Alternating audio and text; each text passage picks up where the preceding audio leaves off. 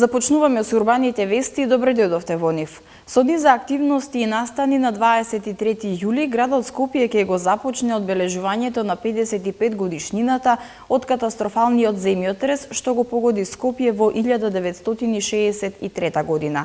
Ова е веста на денот, следува во продолжение генералната најава. Кампања на СВР Скопје и општина Газибаба за лето без пожари. Се поставува пораката од Јосип Броз Тито на Музејот на град Скопје. Пакомак ќе избира најеколошки градоначалник и општина.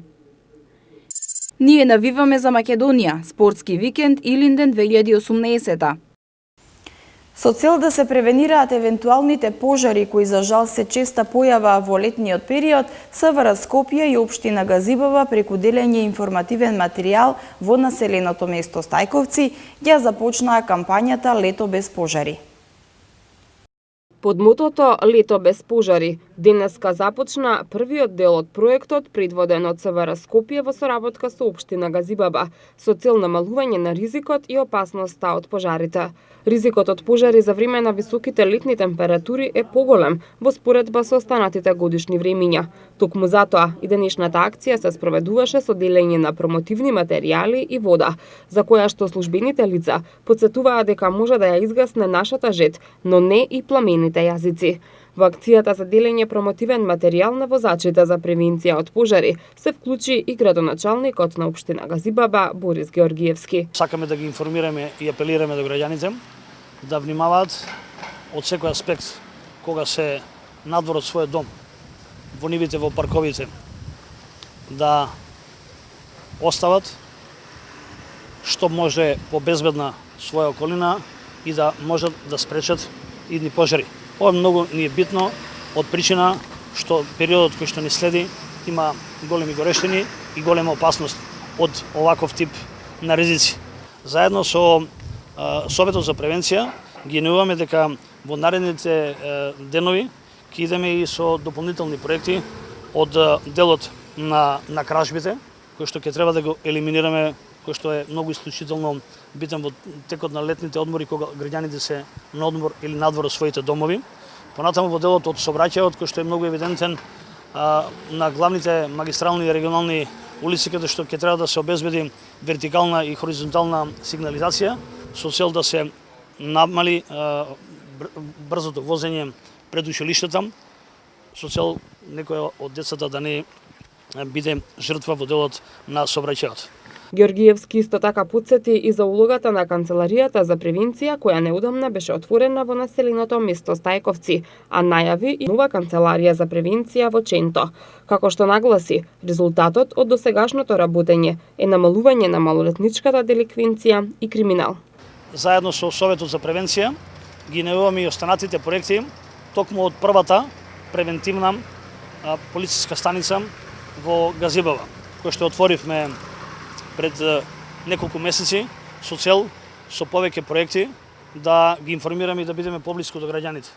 Во изминат период засилено е нивното присуство во превентивната станица и навистина довербата кај граѓаните е на многу големо ниво. Во размена на информација, во делот на безбедносниот систем кај децата во училиштето и во автобуските станици кои што беше претходно и во самите автобуси како малолетничка деликвенција и во делот на насилството и тепачките. Во изминат период тоа веќе го нема. Почна реконструкцијата на водоводната мрежа во Долно Лисиче, за што се обезбедени средства од ИПА инвестицискиот фонд. Од општина Аеродром информираа дека инвестицијата се предвидува да чини околу 126.000 евра, од кои 25% ќе бидат кофинансирани од државата, а останатите трошоци над буџетот ќе ги покрие општина Аеродром. Ова е важен чекор за целосно решавање на проблемот со водоснабдувањето во овој дел од општината. Општина Аеродром ја почна реконструкцијата на водоводната мрежа на улица 1 од крак 1 до крак 10 во Долно Лисиче, со средства обезбедени од ЕУ ИПА инвестицискиот фонд. Според најавите, реконструкцијата ќе чини околу 126.000 евра, од кои 25% ќе бидат кофинансирани од државата, а сите трошоци над предвидениот буџет ќе бидат покриени од Општина Аеродром. Се планира работите да завршат до крајот на септември. Од Општина Аеродром информираа дека ова е еден од врвните приоритети на локалната самоуправа за развивање на регионот и важен чекор за целосно решавање на проблемот со водоснабдувањето во овој дел од општината. Грантот се очекува во голема мера да придонесе за подобрување на квалитетот на животот во Долно Лисиче. Од општината велат дека постојаната водоводна мрежа во овој дел од општината е дотраена и не ги задоволува потребите на населението, поради што често се јавува недостиг од вода, особено во летниот период.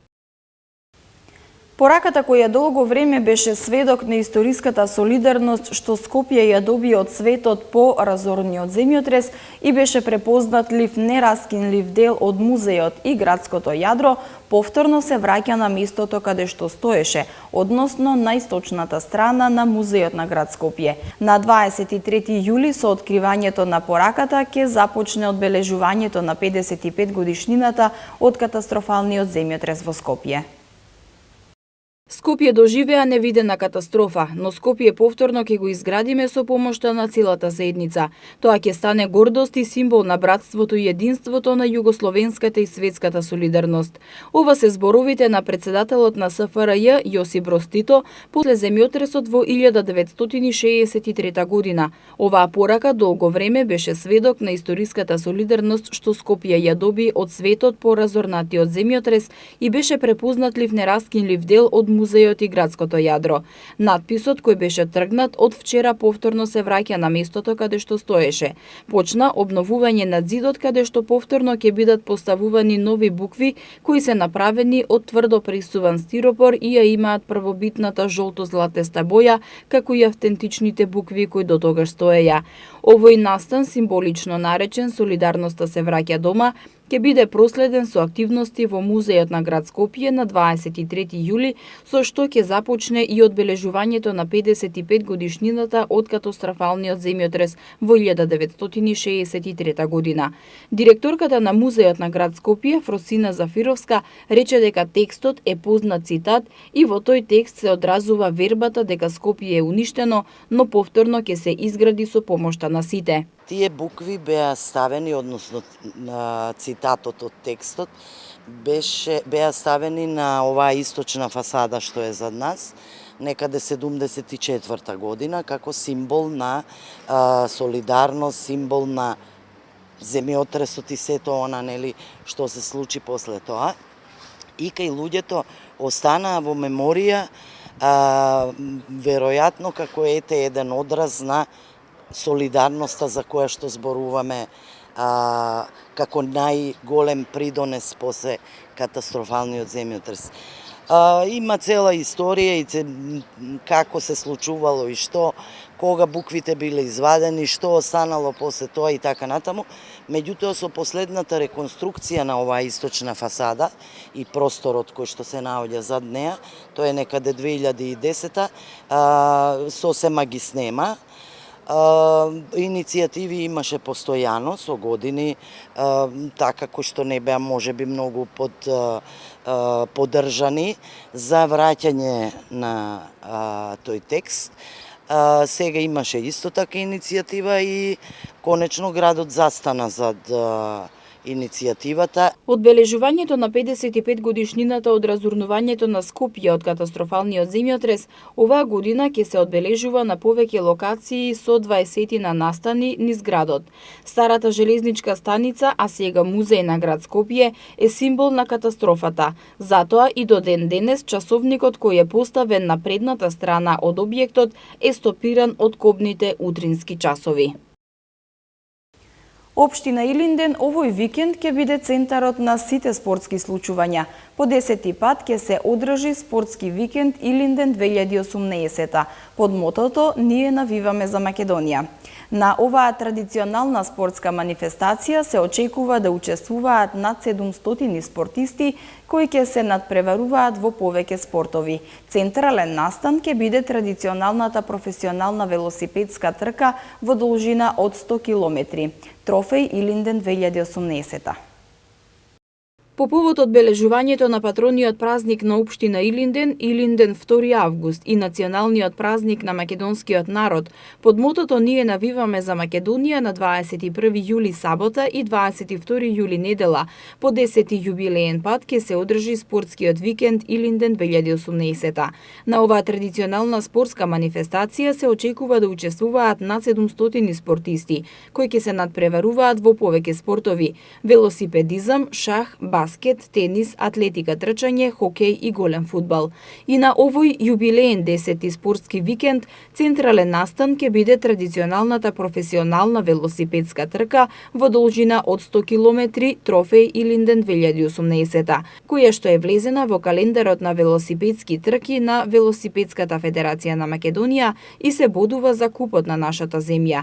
Трофеј Илинден 2018 има интернационален карактер, бидејќи настапуваат велосипедисти од повеќе држави. Стартот на трката е закажан за недела во 16 часот пред спортската сала Гоце Делчев, каде што ќе биде и целта. Ќе се возат 4 круга низ населените места на општина Илинден: Илинден, Марино, Ајватовци, Мршевци, Дељадровци, Текија, Миладиновци и Кадино. Патеката е кружна, а должината на еден круг е 25 километри. Како што информираат од општината, се очекува да настапат над 70 велосипедисти кои ќе се надпреваруваат во повеќе категории. На професионалната велосипедска трка ќе и претходи велосипедска трка за рекреативци во должина од 5 километри. На оваа трка може да учествуваат сите заинтересирани граѓани, независно од нивната возраст. На шаховскиот турнир, што се реализира во соработка со Шаховската федерација на Македонија, што ќе се одржи во Домот на култура Илинден, се очекува да учествуваат 40 шахисти, меѓу кои и повеќе познати имења во светот на шахот. Градоначалникот на општина Илинден Жика Стојановски, како покровител на спортскиот викенд Илинден 2018, на најдобрите екипи и поединци ќе им додели соодветни награди, пехари, медали, мајци. Пакомак во јануари следната година ќе избира најеколошки градоначалник и општина. За таа цел објавен е конкурс на веб страницата на Пакомак и ќе трае до крајот на декември 2018 година. На избраниот градоначалник и општина Пакомак ќе им додели модерно детско игралиште направено по еколошки материјали. Пакомак објави конкурс за избор на најеколошки градоначалник и општина за 2018 година. Изборот ќе се изврши во јануари 2019 година, а право на учество имаат сите општини во земјава, урбани и рурални. Критериумите што треба да ги исполни најеколошкиот градоначалник се објавени на веб страницата на Пакомак, а голем дел се однесуваат на собраните количини на селектиран отпад од пакување, собраните количини стаклена амбалажа, висината на средствата во општинскиот буџет наменети за еколошки проекти, како и веќе реализирани проекти поврзани за одржливо живење. Пријавувањето на учество на конкурсот може да се направи до 31 декември 2018 година. Како што информираат од Пакомак, целта е да се изрази поддршка и почит кон оние позитивни примери помеѓу градоначалниците кои во својата општина им даваат предност на еколошките проекти, ги планираат и реализираат. Компанијата Пакомак на најеколошката општина и градоначалник ќе им додели модерно детско игралиште направено од еколошки материјали. Игралиштето ќе биде поставено на локација во општината, што ќе биде договорена во соработка со општинските власти. МВР и Републичкиот совет за безбедност на сообраќајот на патиштата апелираат до сите учесници во сообраќајот да внимаваат на високите температури и на техничката исправност на возилото, да возат одморени и да ги почитуваат сообраќајните правила и прописи. Од Републичкиот совет за безбедност на сообраќајот на патиштата информираат дека деновите наменети за летен одмор се познати како најфатални денови на патиштата, па затоа за време на овие месеци организираат кампања за едукација и подигнување на свеста кај возачите за побезбедно возење. Едукација и подигнување на свеста за безбедно и одговорно патување во текот на летото и намалување на бројот на сообраќајни незгоди и жртви во нив е целта на едукативната кампања Не летај, летувај, што ќе се реализира во следните 2 месеци од страна на Министерството за внатрешни работи и Републички совет за безбедност на сообраќајот на патиштата. Деновите наменети за летен одмор во Македонија и во светски рамки се познати како најфатални денови на патиштата, кога бројот на сообраќајни незгоди со фатални последици драстично се зголемува. Според статистиката во текот на месеците јули и август во Македонија минатата година се случиле 39 сообраќајни незгоди, во кои загинале вкупно 47 лица, а во 826 сообраќајни незгоди потешко се повредени вкупно 1333 лица. Тоа е причина и мотив токму во овој период возачите и останатите учесници во сообраќајот дополнително да се едуцираат за правилата и прописите, односно за начинот безбедно и одговорно да стигнат до посакуваната дестинација, се наведува во соопштението од Републички совет за безбедност на сообраќајот на патиштата.